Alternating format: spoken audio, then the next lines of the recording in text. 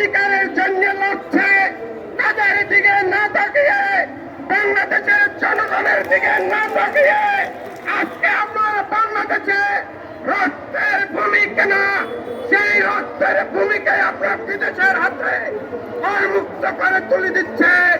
এই ফল কিন্তু ভালো হবে না ডক্টর মোহাম্মদ ইউনূস। আমরা কোনো নাম চিনি না, আমরা কোনো পদবি চিনি না, আমরা কোনো এই বাংলাদেশের মর্যাদা রক্ষার জন্য, জনগণের ভাগ্যের পরিবর্তনের জন্য, কৃষক শ্রমিকের জনতা ভাগ্য পরিবর্তনের জন্য আমাদের রাজনীতি।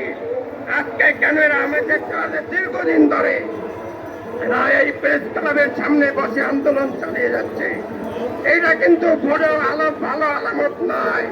আমি শেষ কথা বলতে চাই, বাংলাদেশের যদি কেউ কোনো পরিকরণের চেষ্টা করে, এই বাংলাদেশের ভূখণ্ড কিন্তু 17টা বছর শেখ হাসিনা চেষ্টা করেছে, বাপের কথা বলে, পরিবারের কথা বলে যে আমার পরিবার নাকি শেষ, আজকে নিজেই শেষ হয়ে গেছে।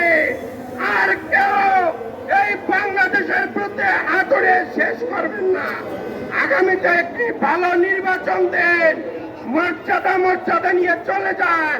রাজনৈতিক সরকার এই বাংলাদেশের কিভাবে ভালো হবে ভালো করে জানে।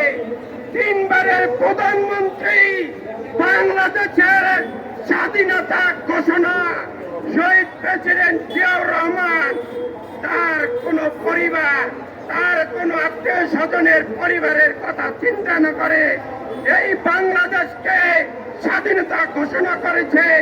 এই জাতীয়তাবাদী ইসলামী মূল্যবোধে আগামী দিনে যদি একটি ভালো নির্বাচন হয়, এই নির্বাচনের মাধ্যমে এই যে 31 দফা সংস্কারের মাধ্যমে জনাব তারেক জিয়া এই দেশ পরিচালনা করবে, সকলের প্রতি সেই প্রত্যাশা।